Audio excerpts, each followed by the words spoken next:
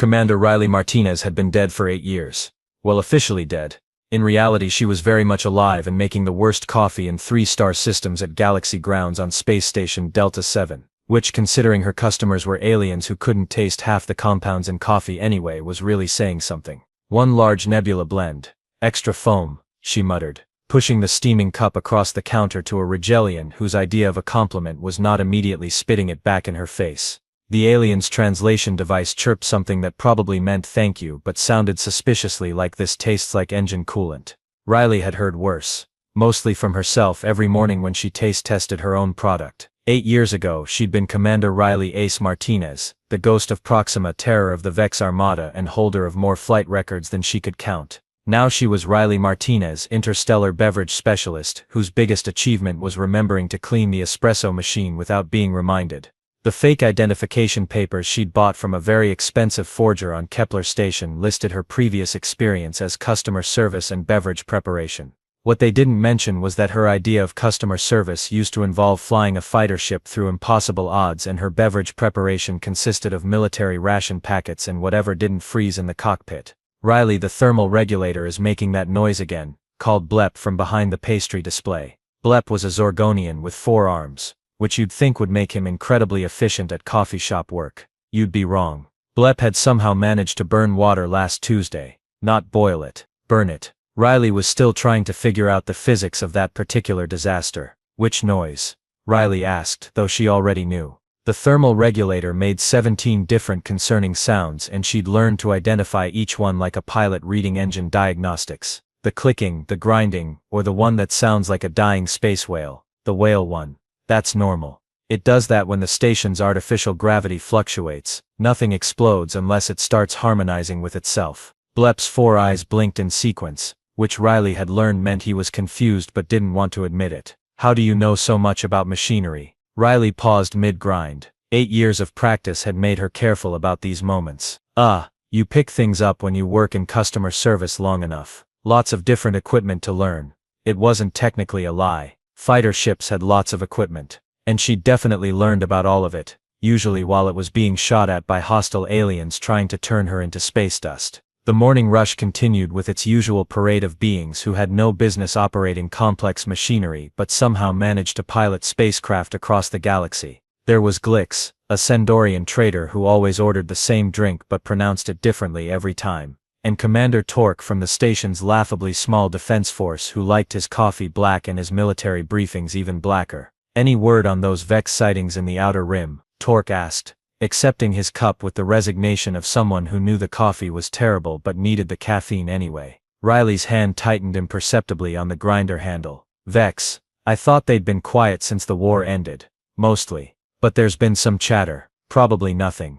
Torque shrugged with the confidence of someone whose idea of a major military crisis was running out of donuts in the break room. Even if something did happen, we've got 3 defense shuttles and pilots who've actually read the manual. What could go wrong? Riley managed not to snort coffee through her nose, but it was a close thing. She'd seen the station's defense pilots. Calling them pilots was like calling a house fire a controlled burn. They were enthusiastic, she'd give them that. But enthusiasm didn't make up for the fact that most of them thought evasive maneuvers meant flying in a straight line but really, really fast. I'm sure everything will be fine, she said, which was the kind of thing you said when you didn't want to explain that you'd single-handedly destroyed more Vex ships than the entire station defense force had probably seen in their combined careers. As Torque left, Riley caught her reflection in the polished surface of the espresso machine. 8 years of hiding had been good to her. No more stress lines from wondering if today would be the day her luck ran out. No more nightmares about the things she'd seen in the war. No more responsibility for keeping entire star systems safe from extinction. Just terrible coffee and the occasional burned water incident. It was, she had to admit, a pretty good retirement. Even if nobody knew she was retired from being one of the most dangerous humans in the galaxy. Riley was in the middle of explaining to a confused Altarian customer that no, they could not substitute antimatter for sugar in their latte, when the first explosion rattled the station hard enough to knock over the tip jar. "Attention all station personnel," crackled the intercom in Station Commander Webb's voice, which had gone up about 3 octaves since this morning. "We are experiencing a minor technical difficulty with some uninvited guests. Please remain calm and continue with your normal activities." Through the coffee shop's viewport, Riley could see what Webb generously called uninvited guests. 3 massive Vex dreadnoughts hung in space like mechanical vultures, their hulls bristling with enough firepower to crack a moon. Behind them smaller fighter craft swarmed like angry insects. "Oh, that's not good," Blep observed, managing to drop a tray of pastries with 2 of his arms while pointing at the ships with the other 2. "Those are the bad aliens, right?" "Depends on your perspective," Riley said, continuing to grind coffee beans because stopping would mean acknowledging that her peaceful retirement was about to become significantly less peaceful. "From their point of view, we're probably the bad aliens." The station shuddered again as the Vex opened fire on the outer shields. Riley watched through the viewport as the station's 3 defense shuttles launched to meet them. She'd seen military parades with more intimidating formations. "Brave little guys," she muttered, watching the shuttles spread out in what she generously assumed was meant to be an attack formation. "Stupid but brave." The lead shuttle, piloted by someone Riley vaguely recognized from the morning coffee rush, immediately flew straight at the nearest dreadnought in what tactical manuals would politely call an aggressive frontal assault, and anyone with half a brain would call suicide with extra steps. "Oh no," Riley said, grinding coffee beans with unnecessary force. "No, no, no, you don't charge a dreadnought head-on. That's not how physics works. That's not how any of this works." The shuttle managed to fire exactly 1 shot before a Vex fighter swatted it aside like a particularly slow fly. The pilot ejected, which Riley supposed counted as tactical thinking, if you defined tactical thinking as not dying immediately. "Riley, should we be worried?" asked Mrs.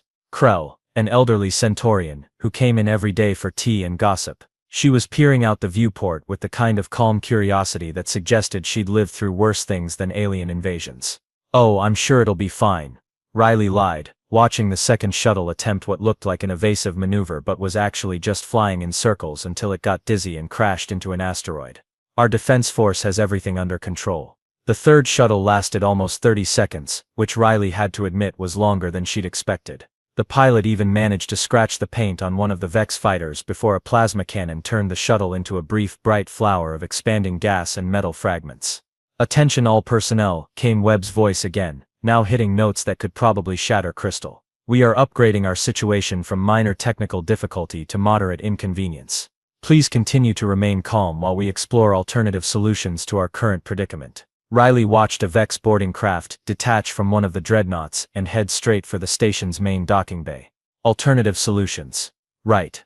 She could think of several alternative solutions, most of which involved tactics the Vex wouldn't see coming because they required the kind of creative thinking that came from being raised on a planet where the local wildlife actively tried to kill you. But those solutions would require her to stop being Riley Martinez, interstellar beverage specialist, and go back to being Commander Riley Ace Martinez, the ghost of Proxima. And she'd worked very hard to bury that person. "You know," said Blep, watching the Vex fighters establish a perimeter around the station, "I'm starting to think those pilots didn't actually read the manual." Riley snorted despite herself. "What gave you that impression? The part where they flew directly into enemy fire, or the part where they forgot that space has 3 dimensions?" "The spinning," Blep said thoughtfully. "There was a lot of unnecessary spinning." "That wasn't a tactical maneuver," Riley explained, still grinding coffee beans that were now approaching powder consistency. "That was panic. When most species panic in a spacecraft, they either freeze up completely or start spinning. Humans are weird because we panic by getting creative." "How do you know so much about space combat?" Mrs. Krell asked, raising one elegantly feathered eyebrow. Riley realized she'd been talking too much again. 8 years of keeping her mouth shut, and she was going to blow her cover because she couldn't resist critiquing bad flying. I watch a lot of documentaries. Very educational, you learn things." Another explosion shook the station, this one close enough to rattle the coffee cups. Through the intercom, Riley could hear what sounded like running feet and muffled shouting in several languages, none of which sounded particularly optimistic. "Attention all station personnel," Webb's voice crackled again, now approaching frequencies normally reserved for emergency distress beacons. "We are currently seeking anyone, and I mean anyone, with even basic piloting experience. Advanced piloting experience preferred, but at this point we'll take someone who successfully operated a personal transport without crashing into anything important." Riley kept grinding coffee beans. She was not going to respond to that announcement. She was retired. She made coffee now. Bad coffee, but coffee nonetheless. Heroes belonged in the past, and the past was a place she'd worked very hard to leave behind. Even if watching incompetent pilots get shot down was making her twitch with the kind of professional frustration that came from knowing exactly how to fix a problem but not being able to do anything about it.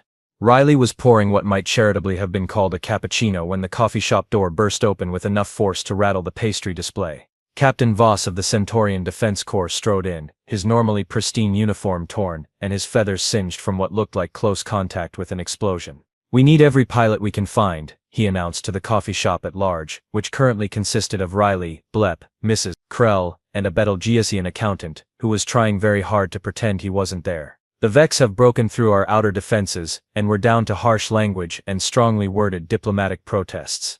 "Have you tried coffee?" Riley asked, because it seemed like the kind of thing a barista would say in this situation.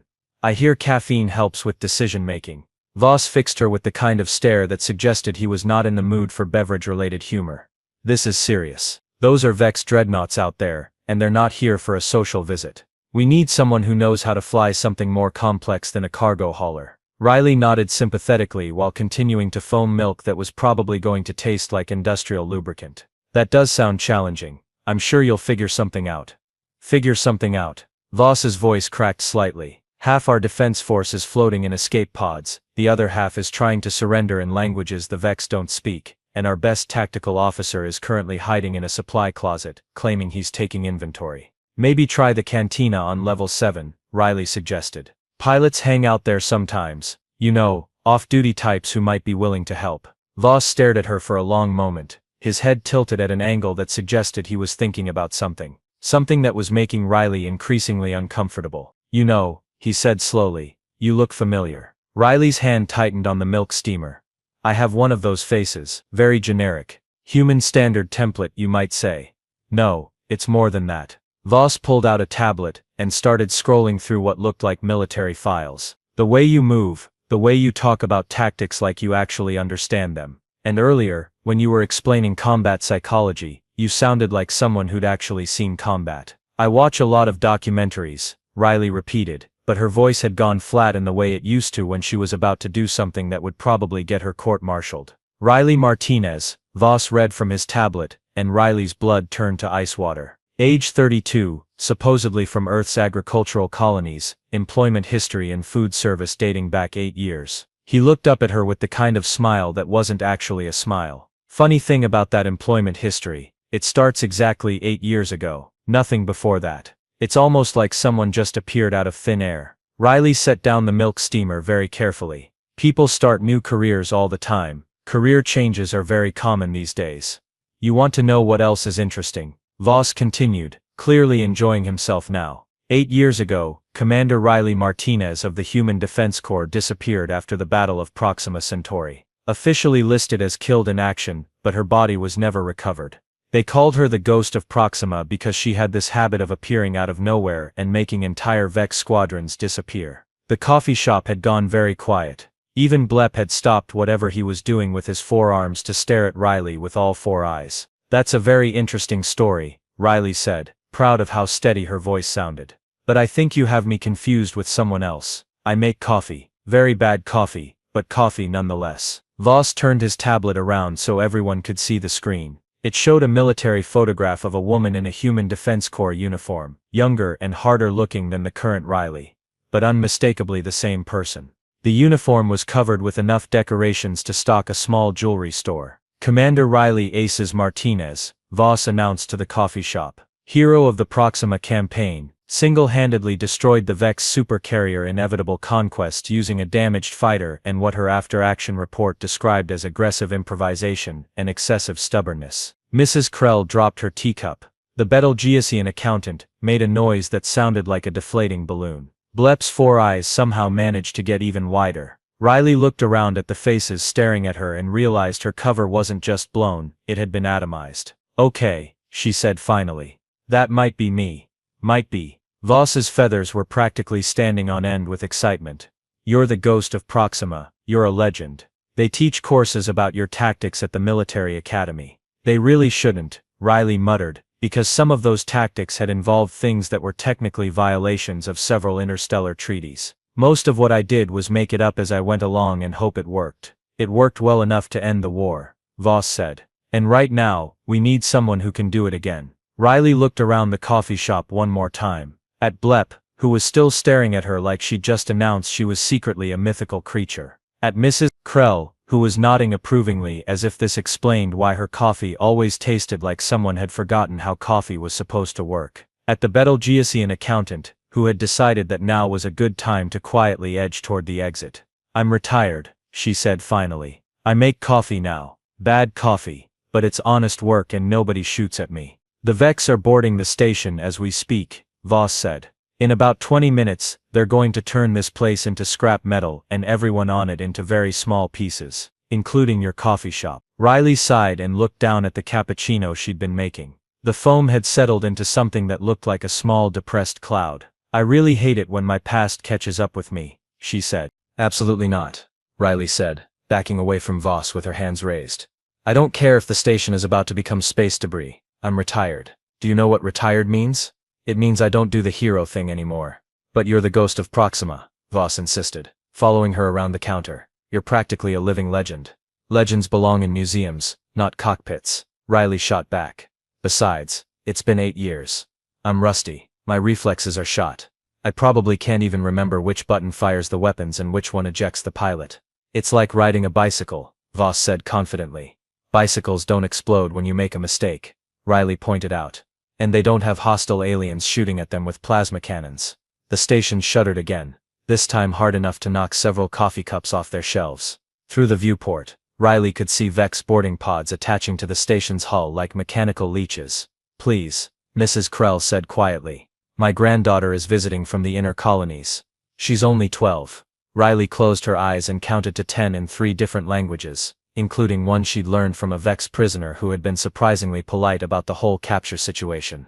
When she opened them again, everyone in the coffee shop was staring at her with expressions ranging from hopeful to desperately terrified.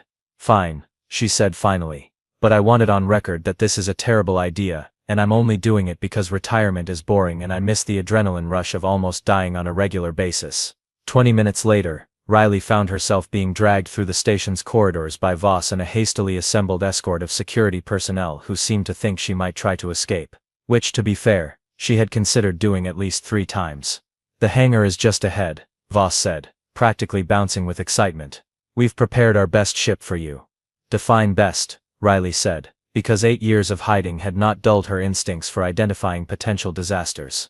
They rounded the corner into Hangar Bay 7, and Riley stopped dead in her tracks. Sitting in the middle of the bay like a mechanical insult to everything she'd ever learned about spacecraft design was what looked like a fighter that had been assembled by someone who had heard about fighters secondhand and decided to improve on the concept.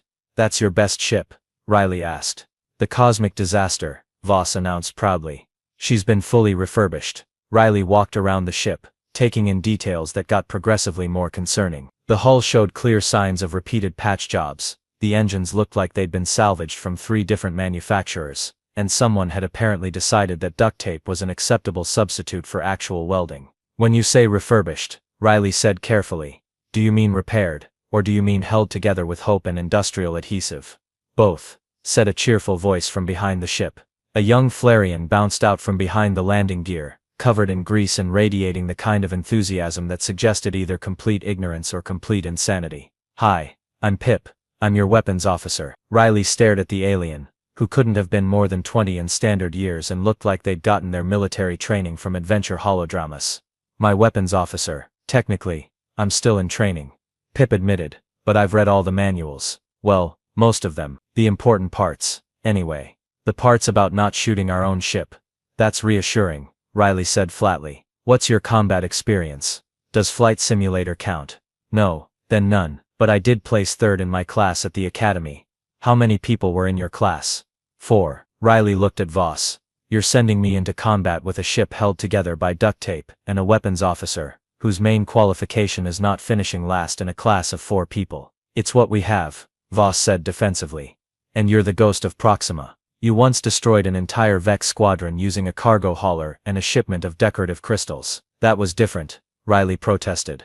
"That was desperation and pure luck." "Well, we're desperate, and hopefully you still have some luck left." Riley walked around to the ship's cockpit and peered inside. The interior looked like someone had taken a standard fighter layout and then rearranged it according to a diagram drawn by a particularly creative child. Half the controls were labeled in languages she didn't recognize, and the other half weren't labeled at all. "Does anything in here actually work?" she asked.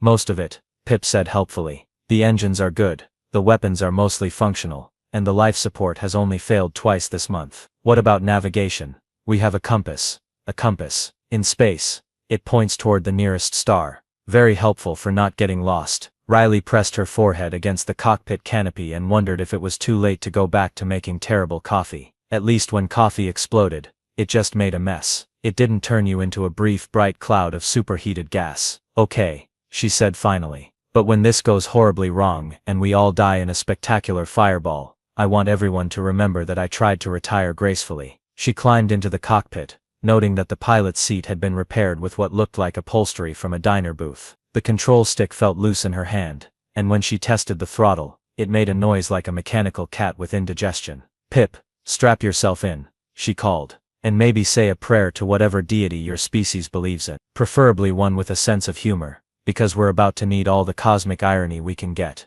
As the hangar doors opened to reveal the star-filled void beyond, Riley realized that retirement really was overrated, terrifying and potentially fatal, but definitely not boring. The cosmic disaster cleared the hangar with all the grace of a brick learning to fly. Riley had forgotten how much she hated the first few seconds of launch, when you went from the safety of artificial gravity to the terrifying freedom of space where every direction was down and physics had strong opinions about your life choices. Okay, Pip, she said, wrestling with controls that seemed to have been designed by someone who'd never actually seen a human before. Status report. What are we working with? Weapons are online, Pip reported with the enthusiasm of someone who'd just been handed the keys to a candy store. We've got plasma cannons, missile pods, and something called a reality distortion field that I'm afraid to ask about. Don't touch that last one, Riley said quickly. Reality distortion fields are either complete nonsense or weapons of mass destruction, and I don't want to find out which. Through the cockpit, she could see the Vex formation spread out like a mechanical constellation, 3 dreadnoughts in the center, surrounded by at least 40 fighter craft, all of them moving in the kind of precise formation that spoke of military discipline and complete confidence in their technological superiority.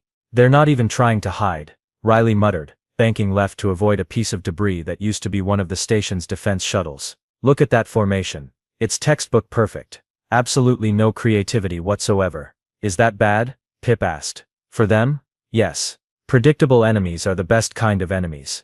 Riley checked her instruments and immediately regretted it. Half of them were flashing red, the other half weren't working at all, and one appeared to be displaying what looked like a recipe for pasta salad. Pip, please tell me our targeting system works. Mostly. Sometimes it locks onto our own ship, but I've learned to work around that.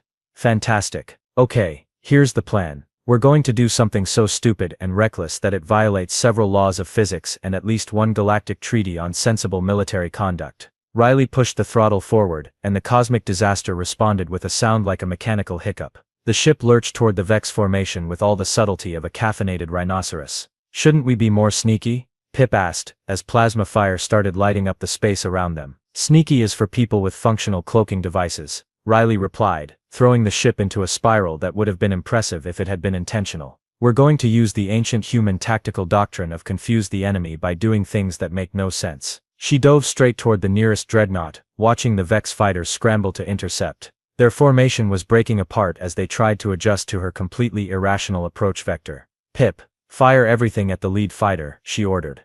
Which one is the lead fighter? The one that looks most confident. Pip's weapons barrage lit up the void, and to everyone's surprise, including Riley's, actually hit something. The Vex fighter exploded in a shower of sparks and debris, mostly because it had been flying in such a predictable pattern that even accidentally functional weapons could nail it. I got one, Pip shouted with the kind of joy normally reserved for small children who just learned to ride a bicycle. Don't celebrate yet, Riley warned, pulling the ship into a turn that made the engines scream in protest. We've still got 39 more to go, and they're starting to get annoyed. The Vex fighters were regrouping, forming attack patterns that would have been impressive if Riley hadn't seen them all before. The problem with fighting an enemy for 8 years was that you learned their playbook, and the Vex hadn't updated their tactics since the war ended. They're trying to box us in, she observed, watching the fighters move into a classic encirclement maneuver. Standard Vex tactic number 4. I used to counter this by doing something completely insane. What did you do? Pip asked. I flew directly at the biggest ship and hoped they'd get confused enough to shoot each other. Riley pointed the cosmic disaster at the nearest dreadnought and pushed the throttle as far forward as it would go. The ship responded with a noise that suggested it was questioning her life choices, but it accelerated anyway. This is insane, Pip said, watching the dreadnought grow larger in the viewport. That's the point, Riley replied. Insanity is the one thing military academies don't teach you how to counter. The Vex fighters were trying to follow her, but their formations were designed for fighting sensible enemies, who did sensible things like maintaining safe distances and following established tactical doctrine.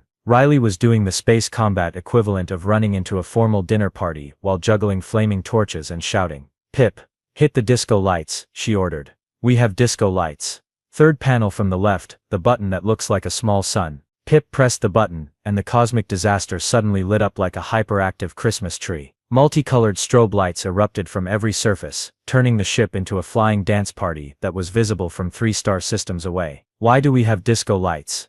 Pip asked. "Because whoever built this ship had a sense of humor," Riley said, using the flashing lights to mask her next maneuver. The Vex targeting systems were having trouble locking onto a ship that was apparently having a seizure while playing techno music. She dove under the dreadnought's main hull, close enough to see the individual hull plates, and fired everything they had at the ship's main reactor housing. The explosion lit up the inside of the cockpit like a small sun, and suddenly there were only 2 dreadnoughts left. "Holy nebula," Pip breathed. "You actually did it."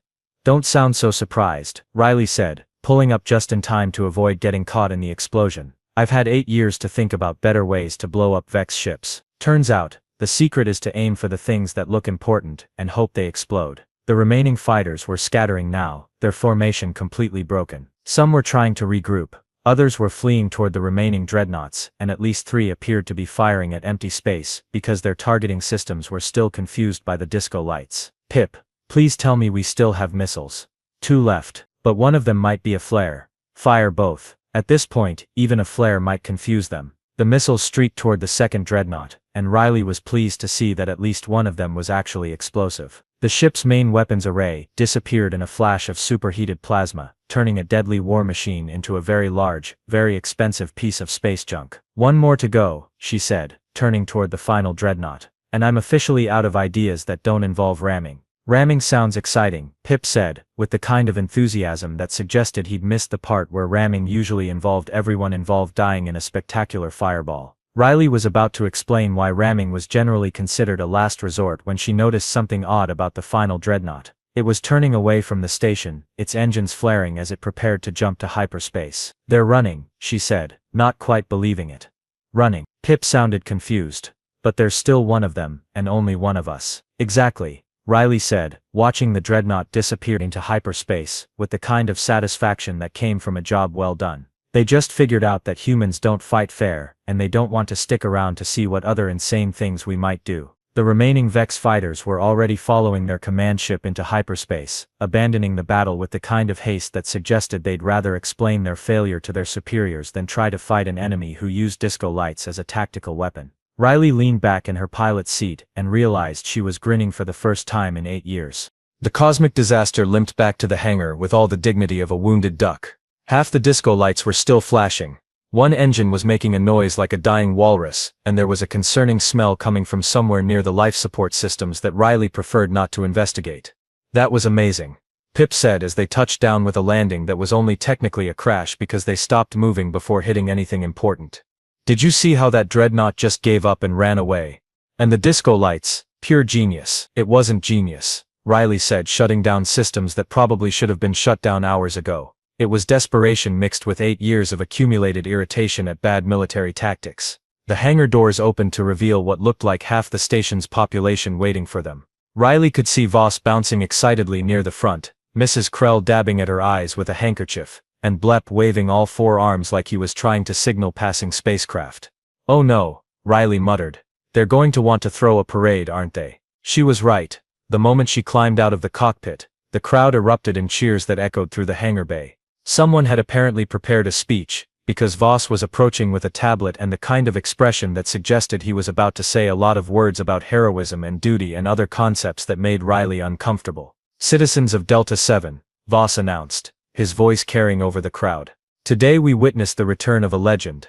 Commander Riley Martinez, the ghost of Proxima, has once again saved us from certain destruction using tactics that can only be described as brilliantly insane." Riley winced. She'd forgotten how much she hated speeches, especially speeches about her. "Can we skip the ceremony and go back to normal life? I have a coffee shop to run and these celebrations always end with someone asking me to sign things." "But you're a hero," protested a voice from the crowd. Riley recognized the Betelgeusian accountant who'd been in the coffee shop earlier. He'd apparently gotten over his fear of explosions and was now clutching what looked like an autograph pad. Heroes are overrated, Riley said. They have terrible work-life balance and their retirement plans usually involve dying gloriously in battle. I prefer making coffee. It's safer and the hours are better. But what about duty? Voss asked. What about protecting the innocent and standing against the forces of evil? Riley looked around at the faces in the crowd. Aliens from dozens of species, all of them looking at her like she was some kind of mythical creature who'd stepped out of a legend, which, she supposed, was exactly what had happened. Duty is fine, she said finally. But I did my duty for 15 years. I think I've earned the right to make terrible coffee and complain about customers who want extra foam. 3 hours later, Riley was back behind the counter at Galaxy Grounds, trying to pretend that nothing had changed. The coffee machine was still making concerning noises. Blep was still managing to violate the laws of physics while preparing simple beverages, and the morning rush was still full of beings who had no business operating complex machinery. But something was different. For one thing, there was a line stretching out the door and around the corridor, filled with aliens who wanted to meet the legendary ghost of Proxima. For another, her boss had given her a raise and a promotion to Senior Interstellar Beverage Specialist, which came with a certificate that was misspelled in 3 languages. One large nebula blend, said her first customer of the day, a young Rigelian pilot who was staring at her with the kind of awe usually reserved for religious figures. And could you maybe tell me about that maneuver where you flew under the dreadnought? I'm taking advanced pilot training and that move isn't in any of the textbooks. Riley sighed and started grinding coffee beans that would probably taste like engine coolant. It's not in the textbooks because it's a terrible idea that only works if your enemies are too confused to shoot straight. But how did you know they'd be confused? Because I've been fighting Vex for 15 years and they've never learned to adapt to opponents who don't follow their rulebook. Riley handed over the coffee and immediately started on the next order. The key to beating a superior enemy is to do things so stupid that their tactical computers can't process them. Could you teach me? Riley looked at the young pilot, then at the line of aliens stretching around the corridor, all of them waiting to ask her the same question. She could see Pip near the back of the line, apparently having decided that working in a coffee shop was more exciting than whatever the Flarian Defense Corps had planned for him. Maybe, she said finally. But I charge extra for flying lessons, and they come with a guarantee that you'll either become a better pilot or develop a healthy respect for staying on the ground. By the end of the day, Riley had signed more autographs than she'd signed in her entire military career, answered more questions about space combat than she'd answered at her official debriefings, and somehow managed to serve coffee to half the station without anyone complaining about the taste. She was wiping down the counter when Mrs. Krell approached, her usual cup of tea in hand. So, the elderly Centaurian said with a knowing smile, how does it feel to be a hero again? Riley considered the question while she cleaned coffee stains that would probably never come out completely. Outside the viewport, space was peaceful and quiet, with no sign of hostile aliens or impending doom. Inside the coffee shop, everything was exactly as it had been that morning, except for the small pile of requests for flying lessons and the certificate on the wall that proclaimed her a senior beverage specialist. You know what? She said finally. Retirement is overrated. Turns out, making terrible coffee and occasionally saving the galaxy isn't the worst career combination. At least now when people complain about my coffee, I can threaten to fight off alien invasions until they apologize. Mrs. Krell laughed. And the flying lessons. Riley looked at the list of names Pip had compiled, all of them young pilots eager to learn the kind of tactics that weren't taught in military academies. Well, she said. Someone has to teach them that the best way to win a fight is to confuse your enemies into surrendering. Might as well be me. She hung up her apron and looked around the coffee shop one last time. Tomorrow there would be more terrible coffee to make, more aliens to serve, and probably more young pilots to teach that sometimes the most effective military tactic was to do something so ridiculous that your enemies gave up trying to understand it. Riley Martinez, former commander, current barista, and part-time flight instructor, decided that retirement really was overrated, especially when it came with a raise.